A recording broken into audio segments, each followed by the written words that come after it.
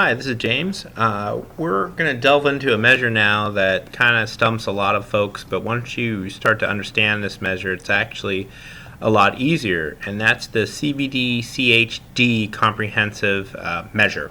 So it's basically 5 measures in one, and I'm going to first take a look at the logic behind this.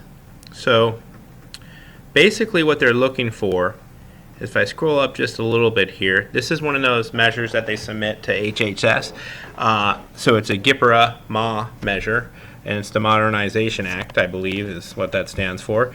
But it's basically active CHD patients ages 22 and older defined as all active clinical patients diagnosed with CHD prior to the report period, and at least 2 visits during the report period and 2 CHD related visits ever. Okay, that's pretty. That's a lot. That's a tongue twister right there. But basically, we're looking for your cardiovascular disease patients or your CHD patients, and what we're looking for is this comprehensive measurements are being made. So there's 5 things you got to always have, and then you have to meet all 5 of these things for one. So patients with a comprehensive CBD assessment defined as having blood pressure. Your blood pressure is taken. Your LDL has been taken, tobacco use or tobacco screen has been performed, your BMI has been calculated, and here's the catch, lifestyle, basically education or counseling. So that's any education that ends in EX, LA, or nutrition. So EX is exercise, LA is lifestyle adaptation, and then N is for nutrition. So it could be anything. So when you pull up your educations and you're under each topic, it could be for obesity, it could be for diabetes mellitus, it could be for any one of those will resolve that. So what you'll see and what you'll notice is a lot of sites will actually be missing that education portion. And I can almost guarantee you that if you have cardiovascular disease, someone is educating you somewhere or talking to you about maintaining your weight, exercise, and eating properly. That just comes with the territory. A lot of times you'll see it in the note, but we're going to show you a little bit later on is how to do those educations. So again, if you see and if you notice that BMI per se is a little bit low, a lot of times people might be getting the weight but not the height because they're adults, they don't think to get that. And blood pressure, that's just any BP. Normally you're about 100% at that for patients coming in. So there's what it kind of looks like on the measures guide. And what you'll see a lot of times when you run this is it'll come back as this. So here is our little cheat sheet that we use, and we put in our months, and we kind of can tell where we're at with a numerator, denominator. So we were at 61% of that, all 5 of them being met. Here's your blood pressure.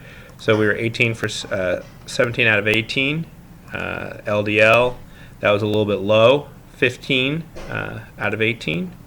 Our tobacco assessment, 17 out of 18. Our BMI, 18 out of 18. And then our lifestyle counseling or lifestyle education, 14 out of 18.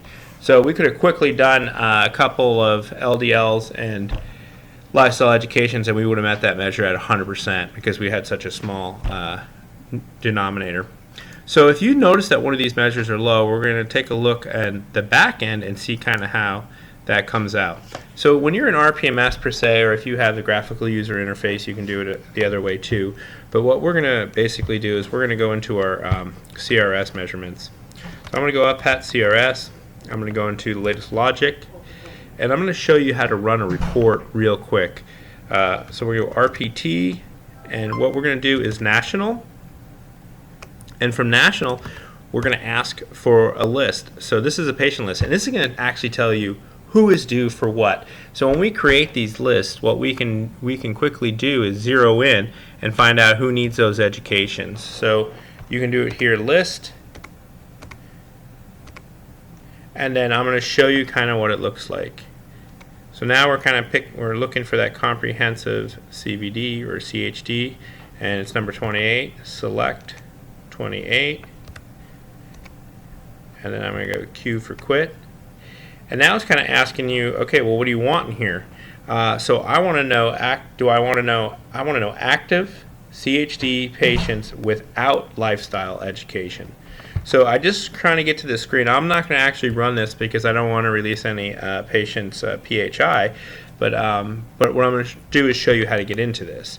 And then you're going to say all patients, and I'm going to do it for the GPRA year, and let's run it for 2015 because that's the new GPRA year. We'll run it against 2013, and then we do our area, and et cetera, and we'd actually create that list. And then you can go and target them. You can call them up and say, hey, we need to give you an education. You can enter that education historically. This next portion, though, the next video I'm going to do is I'm going to go into EHR and kind of show you where all the stuff resides and kind of what it looks like in order to satisfy that measure. All right, thank you guys. Hope this helps.